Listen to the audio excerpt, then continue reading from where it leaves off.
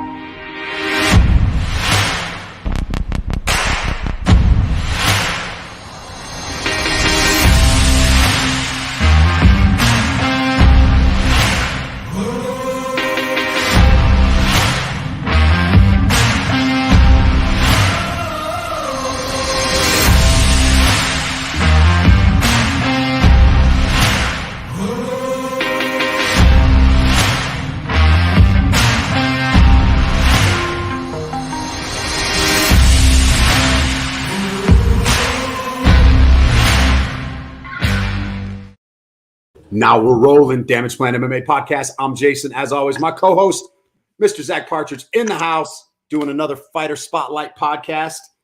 We are welcoming Iron Will Gibson to the podcast. Will, what's up, man? How you guys doing today, big dog? Good. So next weekend, next Saturday, January 29th, you're coming up to Salt Lake to fight one of our good friends, Johan Rubio. Yes, sir. I'm on my way, man. I just packed my bag, put my toothbrush, my toothpaste in my bag. I'm ready to go. That's all you need, right? Is a toothbrush, toothpaste, maybe a little deodorant. That's it. Wash out the bad mouth, the potty mouth. I don't want no trash talk. I'm coming for war. I love it. So I got to ask, Will, as somebody, I've been an amateur fighter for a minute. I'm not the greatest. I'm not going UFC or anything like that. I get it. But I also know too, usually most people want to make their pro debut with a good fight camp and everything. You took this on super short notice. Props to you for stepping up, but what went into the decision-making to be able to make your pro debut on short notice like this? Well, I've been waiting for my opportunity for a while now. My last couple of fights were supposed to have been made my pro debut. They fell short. I still went out and capitalized on my last fight, even though it wasn't, they made it turn into an amateur title fight. But so I've always been ready for this opportunity. I've been waiting on my turn. And I stay ready at all times. I'm not an individual that has to get ready. I wake up ready. So all I do is, put on my uniform, put my boots on, put my hard hat on, and go to work.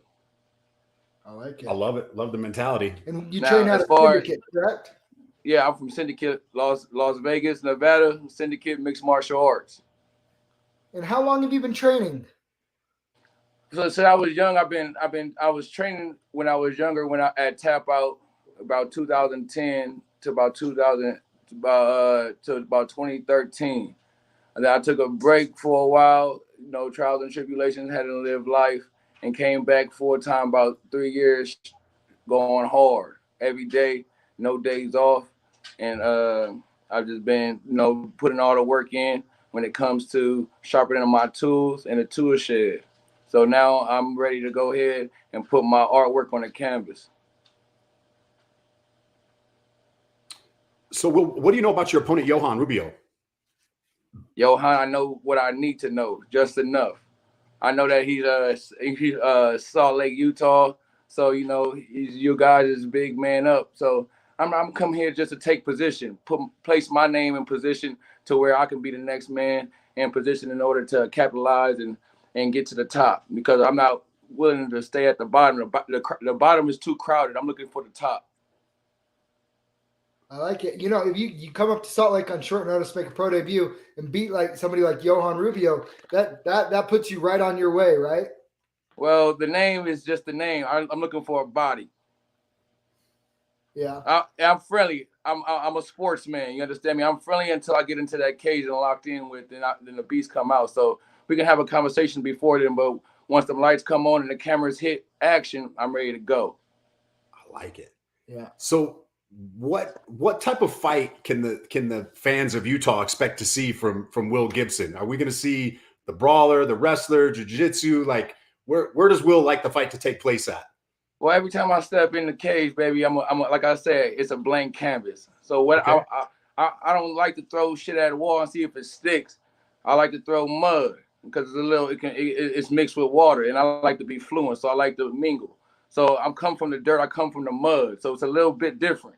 You feel me? So I'm building blocks of life in order to continue to build my empire and get to my castle where it needs to be, mentally, physically, and spiritually. The name is the name, but the fight is the fight. There is no names when you go into fight. You fight man against man in a combat sport, and I'm coming to bring everything I got.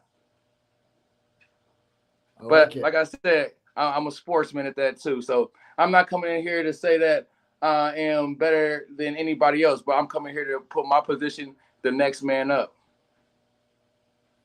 I like it. I mean, I think anybody will respect anybody that takes a fight on short notice, anyways. And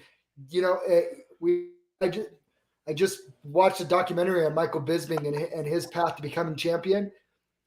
His big opportunity came on a short notice fight to become champion, right? Yes, sir. We see it time and time again in the sport. People that keep ready to take advantage of, good opportunities are usually the ones that springboard to the top. Definitely. So it's risk and reward. If it weighs and it balances itself out, then it's the perfect formula to success. So I'm in position right now building my success story.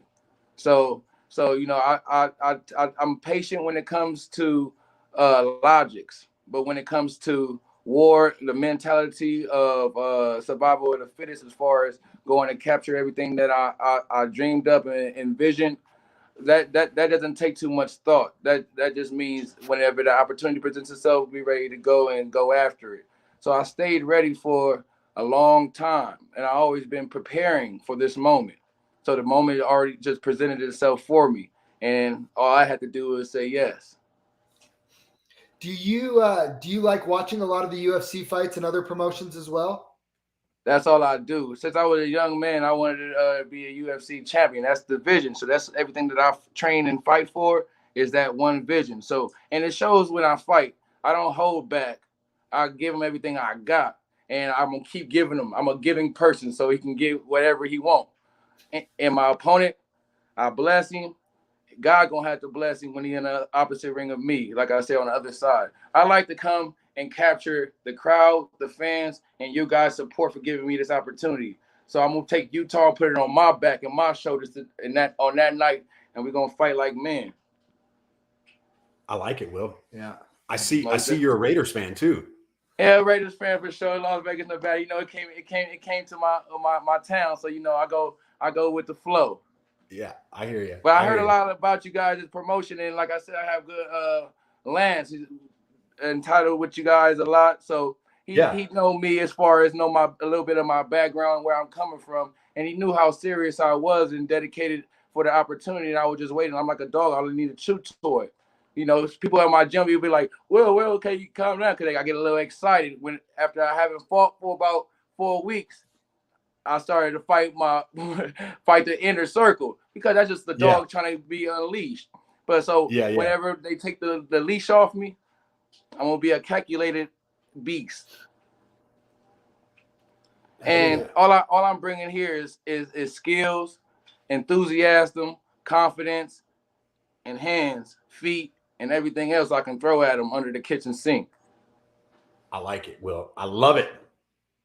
Yes, sir. That's why I say I don't disappoint often, especially when it comes to combat. Because, like I said, I sacrifice my body. This is a physical sport, so I can sacrifice me. So I'm going to give you everything that I got. So I haven't even took the clothing off, so you can't be too surprised. It's on me. It's on me and it's in me. I like it. All right. So, Will, how do you see the fight ending next Saturday night? Well, I have a different way of visualizing the outcome. I'm willing to go and do anything, whether he want to take it to the ground, we can wrestle, we can have a little fun on the ground if you want to have a little fun on the ground. But my thing is to get back on my feet in order to do what I do best, and that's strike. And I can on the ground, I can do that as well. Like I love the wrestle. I got the cauliflower ears. I like to brag about them because I put them in the work to get them. So just to let them know that I'm not afraid to do whatever words you want to take me to, I'm willing to bring it and embrace it. and then bring you to my world to see if you can endure everything that I endured in my life. Because I had my trials and tribulations in my life once too, and I got past them. And now I'm just applying pressure to the I'm outsourcing now. I'm giving you guys that same pressure that I felt within so long. All right. January 29th. Got anything else? January 29th, baby. Will, I love the day. I love the show. I love the showcase. So I can't wait. Any sponsors you want to give a shout out to before we let you get out of here? I like to give a sponsor out to Trash Chicken and Fish. For they make great food out here in Las Vegas. They out here in Las Vegas, Nevada, and also in California. Get a shout out to Miss Tex, a family friend, very close. They support it. I like to get CMT Studios for the embroidery and everything that they've been going on with the clothing and all the products that they've been helping me out with. Give a shout out to Syndicate Nation. Give a shout out to you guys for putting me in the spot in order to make it happen. And family, friends, loved ones, we here and we come to get what is ours. Love it. Iron Will, we will see you next Saturday, January 29th at the Maverick Center. If you haven't got your tickets, click the link, fiercefightingchampionship.com. Get your tickets, order the pay-per-view, all on that website. Come out and watch our boy Iron Will Gibson throw down. We'll see you next weekend, Will, baby. We're going to give you something to watch. We're going to give you something. We'll see you next Saturday, Will. Thanks for joining us. Thank you, guys. Have a good one.